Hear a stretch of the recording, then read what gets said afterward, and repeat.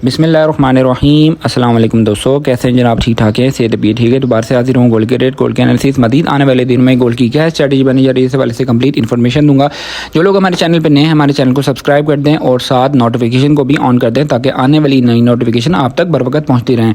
तो जनाब, आज के डे में इंटरनेशनल मार्केट ओपन हुई 3323 के करीब ओपन हुई, जिसने 3334 का हाई लगाया और 3320 का लो लगाने के बाद इस वक्त इंटरनेशनल मार्केट $3330 फी औंस के करीब चल रही है।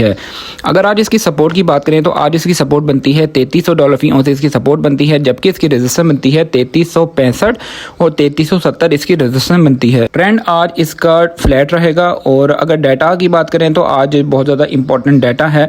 7 बजे का यूएसए फेड चेयरमैन पावेल की स्पीच है और उसके बाद न्यू होम सेल्स नंबर्स हैं 7 बजे। चेयरमैन पावेल की स्पीच इंपॉर्टेंट है जो कि 7 बजे है। ये इंपॉर्टेंट रहेगी क्योंकि चेयरमैन पावेल कोई किसी किस्म की कोई ऐसी स्टेटमेंट दे सकता है, रेट कट के हवाले से दे सकता है, या फिर डॉलर इंडेक्स के हवाले से कोई ऐसी स्टेटमेंट आ जाए तो हो सकता है कि गोल्ड की प्राइसेस के अंदर इजाफा हो सकता है।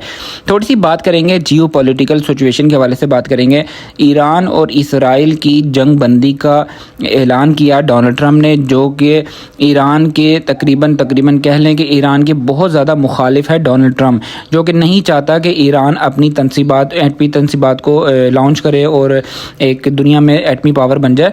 तो उसी बंदे ने, डोनाल्ड ट्रंप ने ये ऐलान किया। ये ऐलान क्यों किया, इसकी वजह क्या बनी है और गोल्ड की प्राइसेस इस जंग की वजह से तो इजाफा नहीं हुआ गोल्ड की प्राइसेस में, लेकिन गोल्ड की प्राइसेस इसके सीज फायर की वजह से गोल्ड की प्राइसेस कम क्यों हुई, इस हवाले से मैं आपसे बात करूंगा। काफ़ी सारे लोग हैं जो लोग मुझसे पर्सनली भी पूछते रहते हैं कि हम ऊपर के रेटों में फंस गए हैं, हम क्या करें, हम गोल्ड को सेल कर दें, नुकसान में सेल कर दें।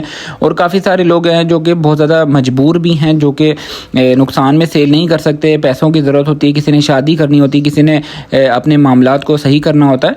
तो इसलिए सबसे पहले तो मैं आप लोगों को ये बताता हूँ कि हमेशा उन पैसों से इन्वेस्ट करें जो पैसे आपके पास बिल्कुल फ्री पड़े हुए हों। कभी भी किसी से उधार लेके या अपनी गाड़ी सेल करके या घर सेल करके आपने गोल्ड को नहीं ख़रीदना, क्योंकि गोल्ड बादुकत आपको 6 महीने का भी इंतज़ार करवाता है। जिन लोगों ने 3,65,000 3,70,000 से ऊपर के सोने ख़रीद लिए थे, उन लोगों को इंतज़ार करने में आज हो सकता है कि 2 से 3 महीने लग गए हैं और मज़ीद आने वाले दिनों में उनको मज़ीद भी इंतज़ार करना पड़ सकता है। सोना एक ऐसी चीज़ है जो कि बहुत ज़्यादा सब्र के साथ आपको अगर करेंगे तो इंशाल्लाह इसमें आपको फ़ायदा ही फ़ायदा है। फ्यूचर जो है वो गोल्ड का ही है। समझ लें कि अगर आपके पास गोल्ड पड़ा हुआ है और आप गोल्ड की ट्रेडिंग करते हैं तो आपको इंशाल्लाह फ़ायदा हो सकता है। जो ख़वातीन हैं, जो लोग लॉन्ग टर्म के लिए लेके रखना चाहते हैं, उन लोगों को मेरी सजेशन है कि आप सोने को थोड़ा थोड़ा करके एक माशा करके अगर ख़रीद के रखना शुरू कर दें, माशा 1 ग्राम को कहते हैं, अगर आप इसको इस तरीके से रखना शुरू कर दें तो इंशाल्लाह आपको फ्यूचर में फ़ायदा होगा और गोल्ड की प्राइसेस अप होंगी। और जो लोग शॉर्ट टर्म में लेते देते हैं उन लोगों को मैं सजेशन देता हूं, और जो लॉन्ग टर्म के लिए सोने को ख़रीद के रखते हैं उन लोगों को भी मैं सजेशन देता हूं। इंशाल्लाह अल्लाह ताला आप लोगों को नुकसान से बचाएगा। मेरी हत्तल इम्कान कोशिश होती है कि मेरे मुँह से जो अल्फाज निकलें उससे आप लोगों को फ़ायदा हो, ना कि नुकसान हो। बाकी कारोबार है, कारोबार में नुकसान भी होते हैं, फ़ायदे भी होते हैं, तो इसलिए आपने परेशान नहीं होना। सबसे पहली बात तो ये है कि परेशान नहीं होना और अल्लाह ताला से बरकत की दुआ करनी है। इंशाल्लाह आपको अल्लाह ताला इसमें बरकत देगा। वॉर की सिचुएशन थोड़ी सी बात करते हैं। इस वक्त वॉर की सिचुएशन सीज़ फायर की वजह से मार्केट डाउन साइड की तरफ आई है। मार्केट ने 3300 का लो लगाने के बाद इस वक्त मार्केट दोबारा से अपसाइड की तरफ आई है।